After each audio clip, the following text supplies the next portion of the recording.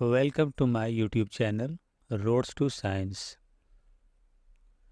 आज हम क्लास 7 का सेकंड चैप्टर स्टार्ट करने जा रहे हैं, nutrition in animals. You have learned in chapter 1 that plants can prepare their own food by the process of photosynthesis but animals can not. आपने पिछले chapter में पढ़ा था बच्चों कि प्लांट्स जो है वो अपना फूड खुद से प्रिपेयर करते हैं, यानी अपना जो खाना है वो खुद से बनाते हैं। लेकिन एनिमल्स ऐसा नहीं कर सकते क्योंकि एनिमल्स जो है वो डिपेंड होते हैं अपने फूड्स के लिए दूसरे प्लांट्स और एनिमल्स पर डिपेंड होते हैं। तो एनिमल्स जो प्लांट्स जो खुद से अपना जो फूड बनाते हैं, तो इस फूड बनाने के प्रोसेस को फोटोसिंथेसिस बोलते हैं, जिसमें प्लांट जो है डायरेक्टली सनलाइट से अपना फूड बनाते हैं। Animals get their food from plants either directly by eating plants or indirectly by eating animals that eat plants.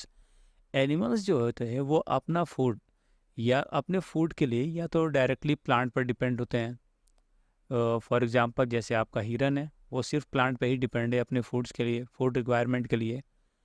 लेकिन लॉयन जो है वो डायरेक्टली डिपेंड नहीं है अपने फूड रिक्वायरमेंट के लिए, प्लांट पर डिपेंड नहीं है, वो एनिमल पर ही डिपेंड है, यानी हिरन पर।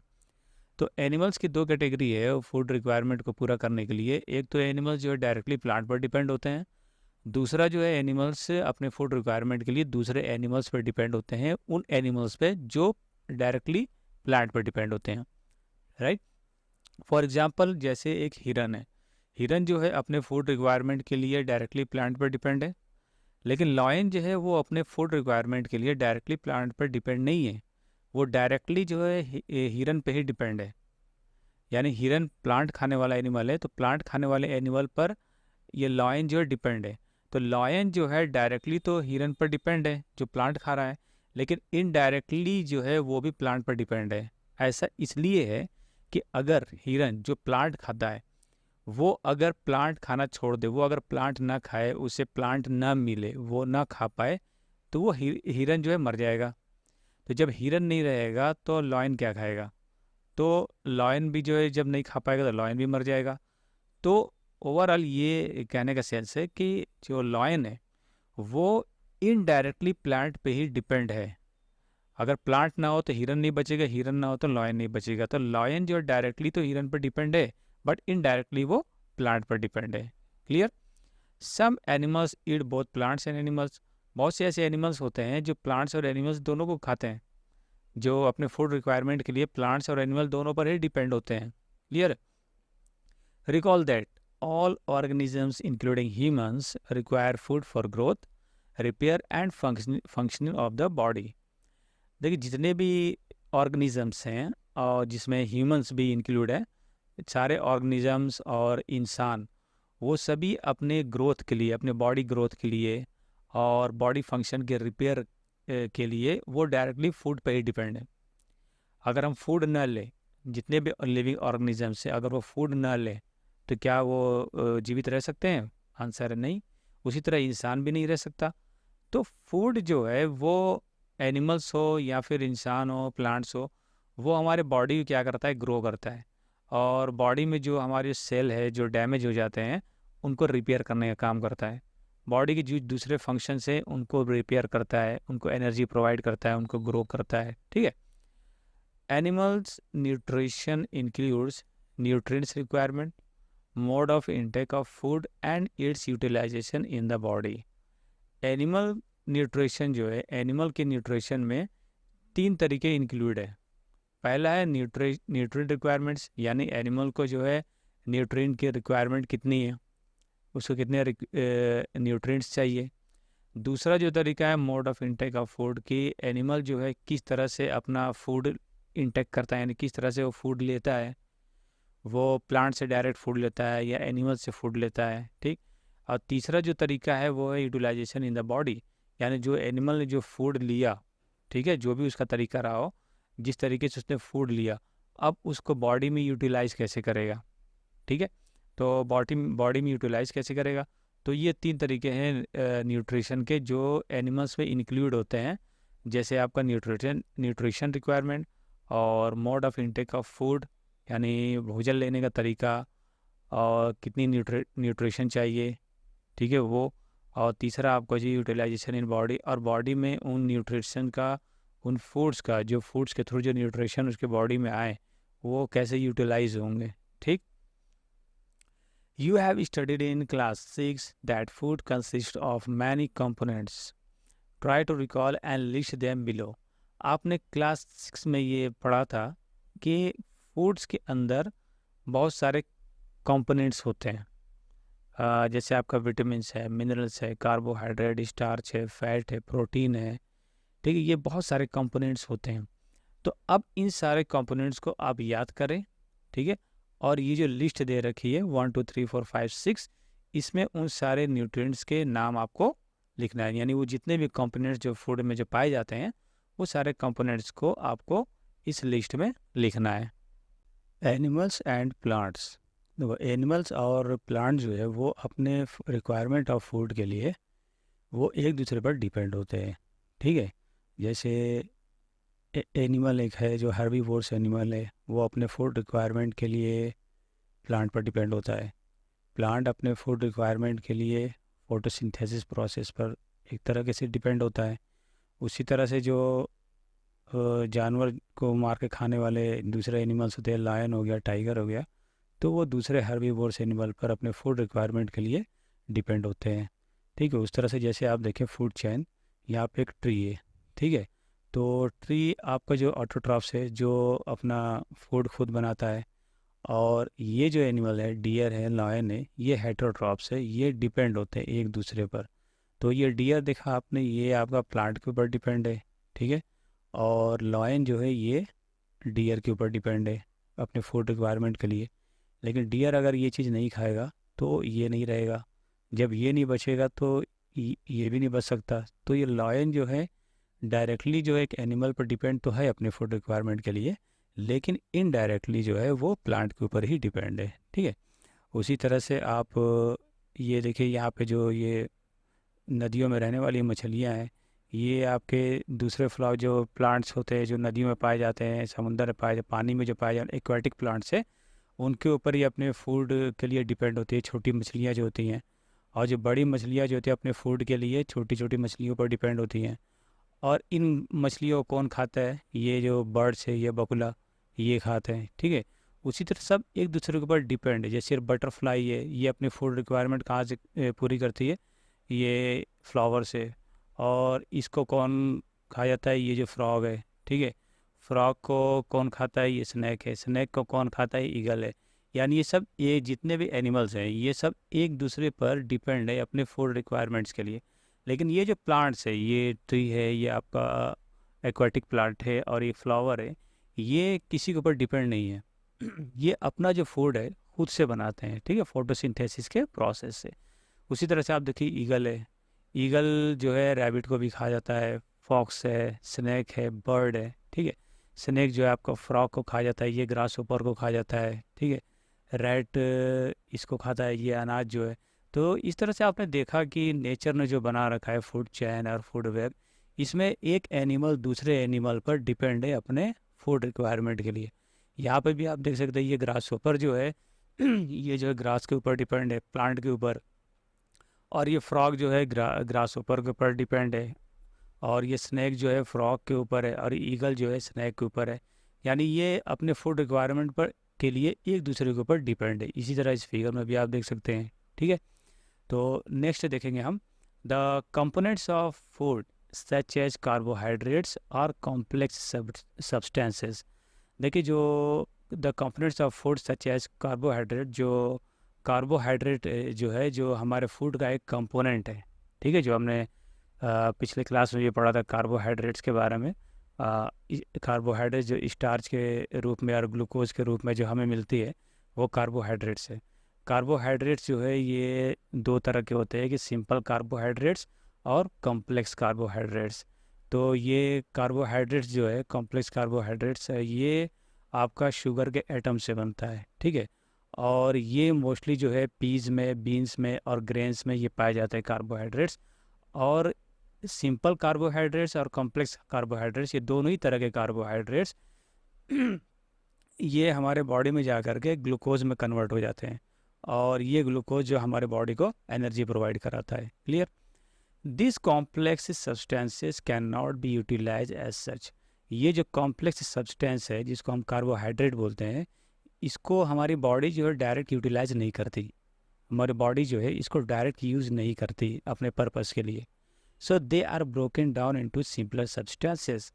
इसलिए ये जो है छोटे छोटे सिंपल सब्सटेंसेस में तोड़ लिए जाते हैं। ठीक है, जैसे यहाँ पर आप देखिए ये कॉम्प्लेक्स सब्सटेंस है, यानी ये कार्बोहाइड्रेट है। तो कार्बोहाइड्रेट देखिए ये छोटे छोटे सब्सटेंस से ये बिल्कुल मिल के बने एक कॉम्प्लेक्स हो गए बिल्कुल। तो इसलिए इसको हम बोलते हैं कॉम्प्लेक्स सब्सटेंस। ठीक है, तो अब ये कार्बोहाइड्रेट्स जो है ये जब हमारे बॉडी में जाता है तो हमारी बॉडी क्या करती है, उसको छोटे छोटे जो है सब्सटेंस में, सिंपल सब्सटेंस में इसको ब्रेक डाउन कर लेती है, तोड़ लेती है, फिर उसके बाद इसको यूटिलाइज करती है। ठीक है, डायरेक्टली यूटिलाइज नहीं करती हमारी body. Clear? The breakdown of complex components of food into simpler substances is called digestion. देखिए जो कॉम्प्लेक्स कंपोनेंट्स हैं उनका जो है सिंपलर सब्सटेंसेस में ब्रेकडाउन होना ही क्या कहलाता है, डाइजेशन कहलाता है।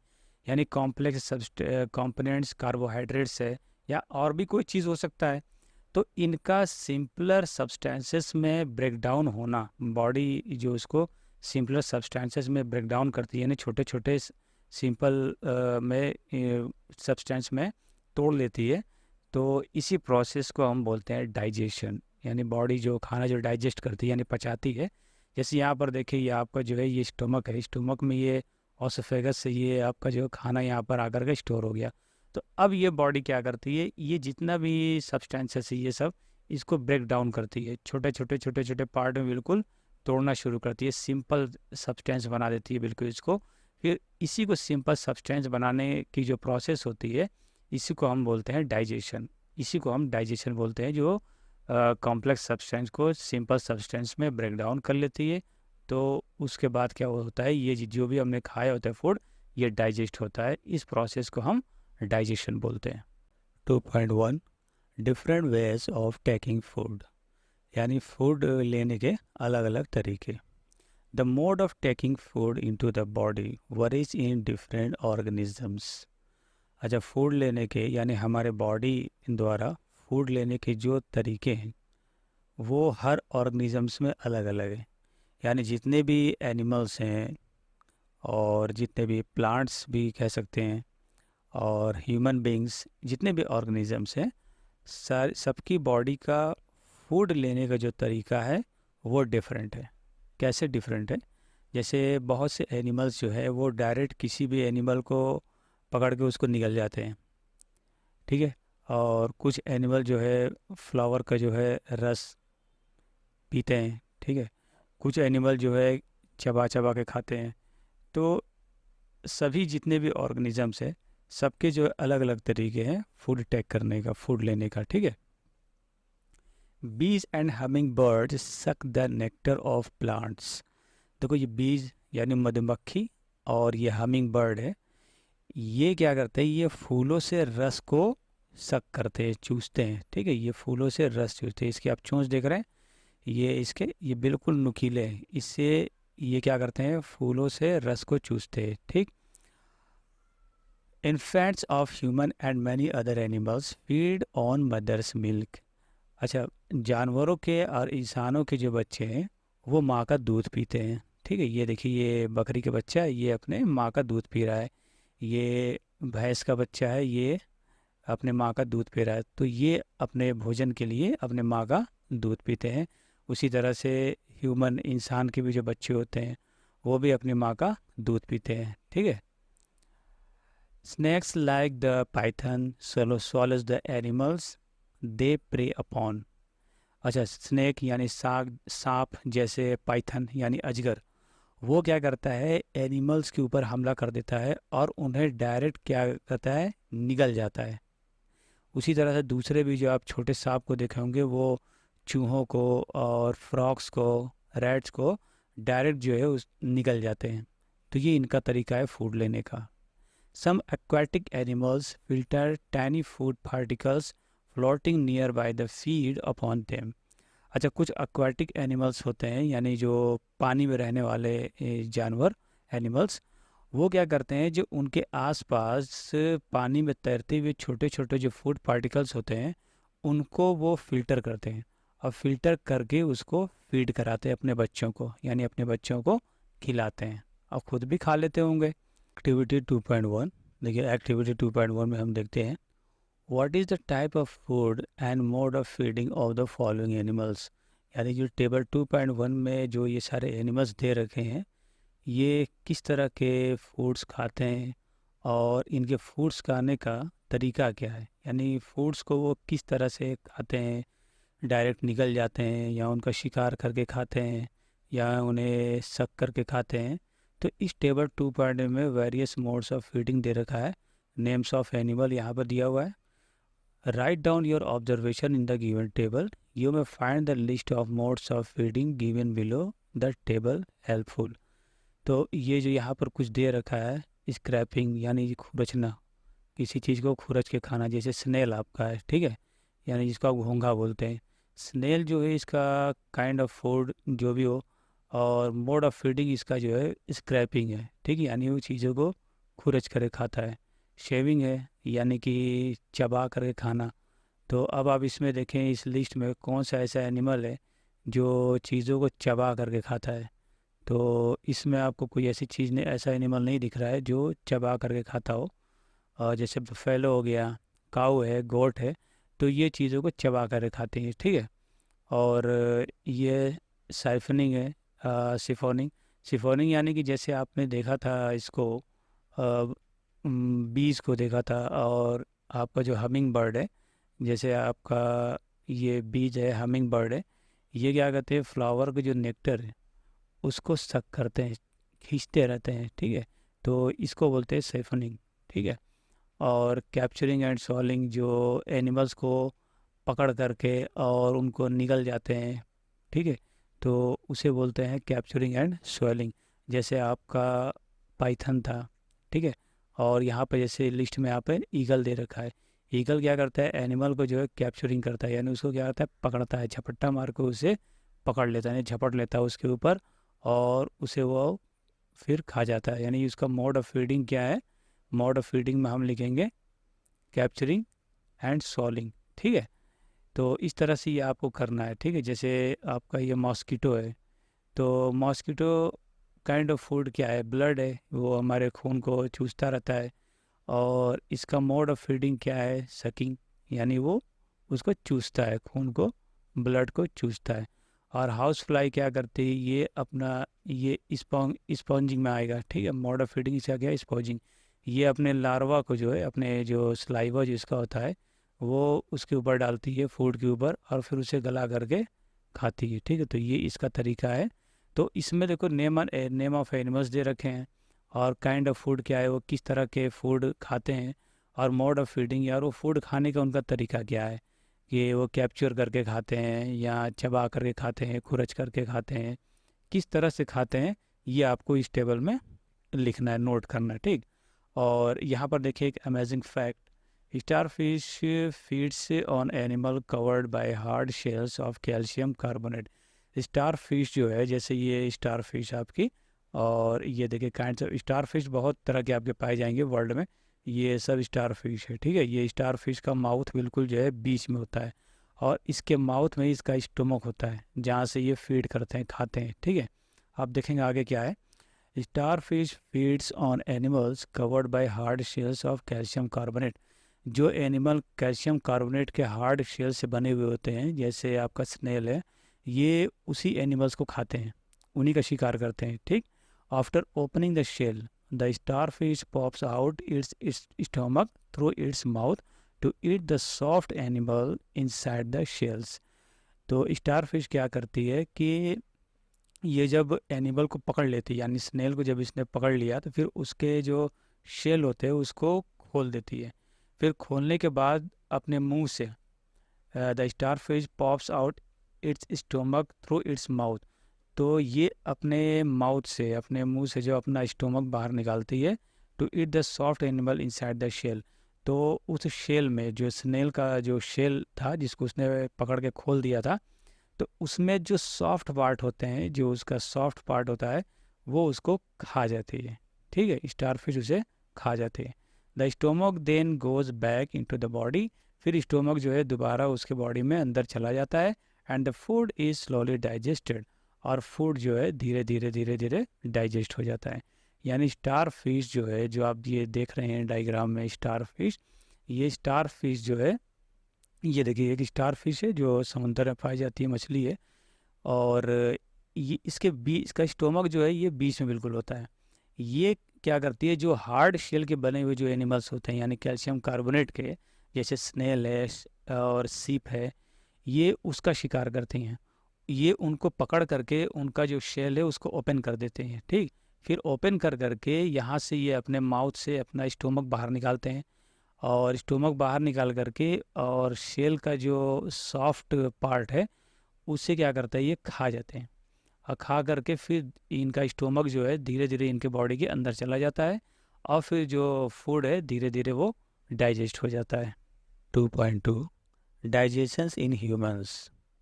We take in food through the mouth, digest and utilise it. हम मुंह से खाना खाते हैं, फिर वो डाइजेस्ट होता है, और फिर उसका यूटिलाइजेशन होता है। यानी जो भी हम खाना खाते हैं अपने मुंह से ही खाना खाते हैं, और फिर उसके बाद हमारी बॉडी उसको डाइजेस्ट करती है, और फिर बॉडी अपने पर्पस के लिए उसे यूटिलाइज करती है, ठीक है, यानी उसका यूज़ करती है।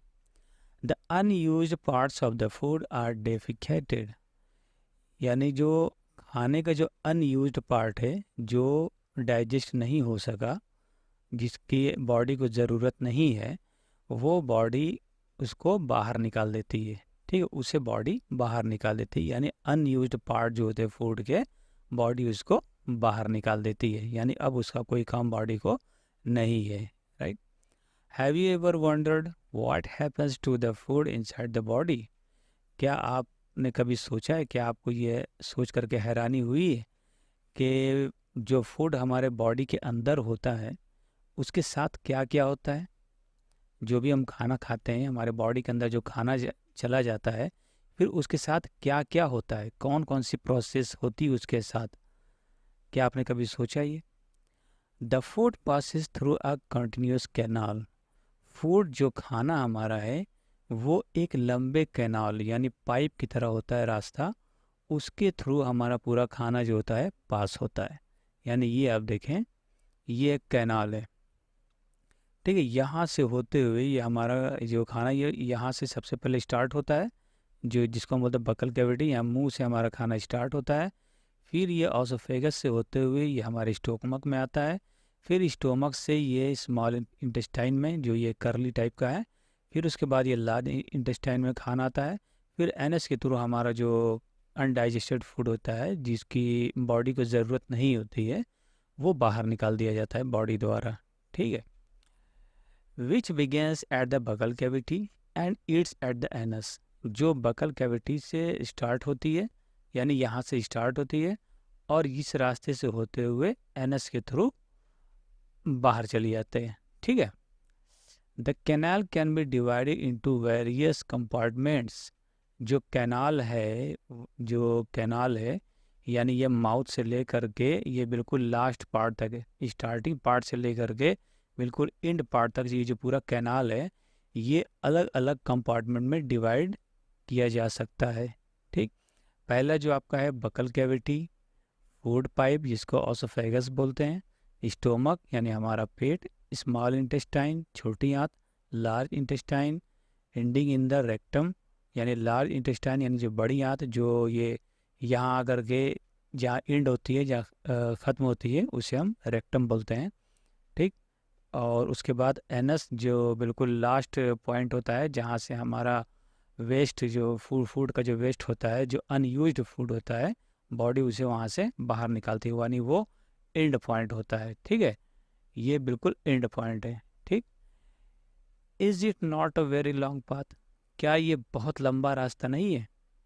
अब देखिए यहाँ से ये हमारा जो बकल कैविटी यानी मुंह, ये जो हमारा मुंह है और ये जबड़ा है, यहाँ तक का जो पार्ट है ये हमारे जो बकल कैविटी है, और ये सेलिवरी ग्लैंड है जहाँ पे आपकी जो लार बनती है, जिसमें हमारा फूड मिल करके ग्राइंड होता है, ठीक।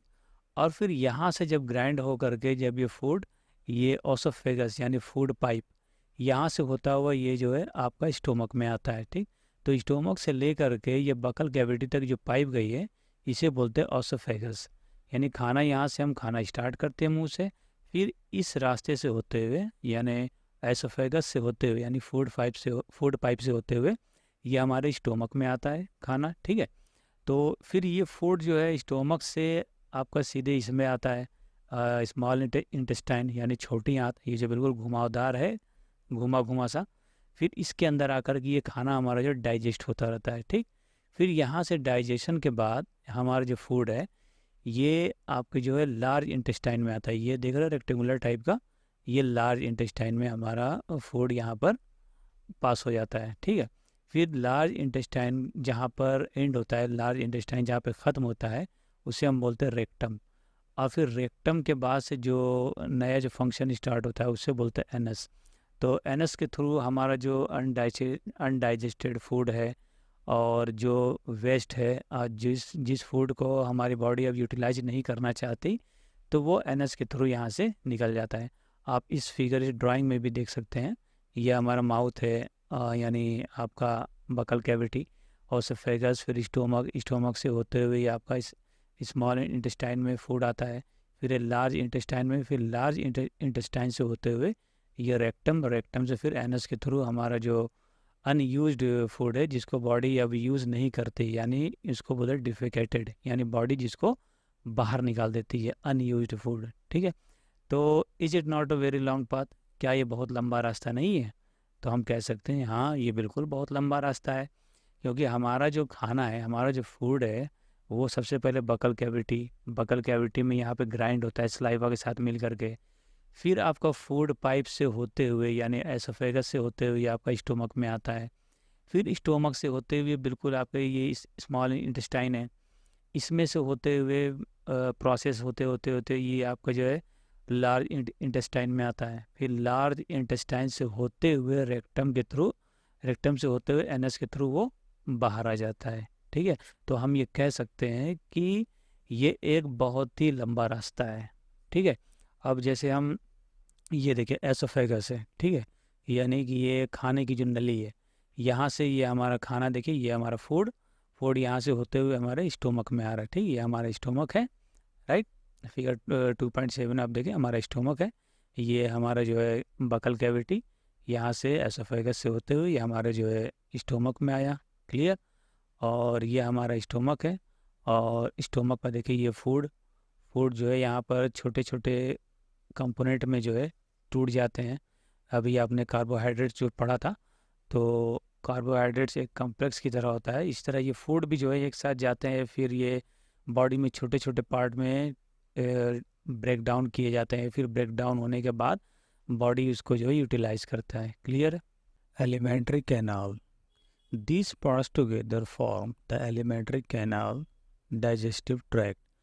यानी ये जो आपका यहाँ से लेकर के ये आपका जो बकल कैविटी है, बकल कैविटी से लेकर oesophagus, stomach, large intestine, small intestine, और ये आपका रेक्टम से एनस तक, ये जितने भी आपके कंपार्टमेंट है यहाँ से पूरे यहाँ तक, यानी स्टार्टिंग से एंड तक, इन्हें हम बोलते हैं एलिमेंट्री कैनाल या फिर डाइजेस्टिव ट्रैक्ट। ठीक है, जैसे आपने इस फिगर में देखा कि यहाँ से लेकर के यानी बकल कैविटी से लेकर के, और ये ओसोफेगस यानी फूड पाइप, और स्टोमक से लेकर के लार्ज इंटेस्टाइन, फिर स्मॉल इंटेस्टाइन, ये स्मॉल इंटेस्टाइन और ये लार्ज इंटेस्टाइन, और ये एनस तक, ये जितने भी पार्ट है स्टार्टिंग से एंड तक, इन्हें हम एलिमेंट्री कैनाल बोलते हैं, right. The food components gradually get digested as food travels through the various compartments. The food components gradually get digested as food travels through the various compartments. तो अलग अलग compartment से जो ये फूड हमारे travel करते हैं, यानी बकल कैविटी से ले करके आपके ओसोफेगस से होते हुए ये स्टोमक, फिर उसके बाद ये स्मॉल इंटेस्टाइन से लेकर के फिर लार्ज इंटेस्टाइन तक, जब तक ये ट्रेवल करते हैं, तो ये सारे कंपार्टमेंट में ये फूड धीरे धीरे डाइजेस्ट होते जाते हैं। ठीक है, यानी धीरे धीरे उनका डाइजेशन भी होता रहता है, ठीक है, जब तक ये ट्रेवल करते रहते हैं अलग अलग कंपार्टमेंट से, ठीक। The inner walls of the stomach and the small intestine and the various glands associated with the canal such as salivary glands, the liver and the pancreas secretes digestive juices.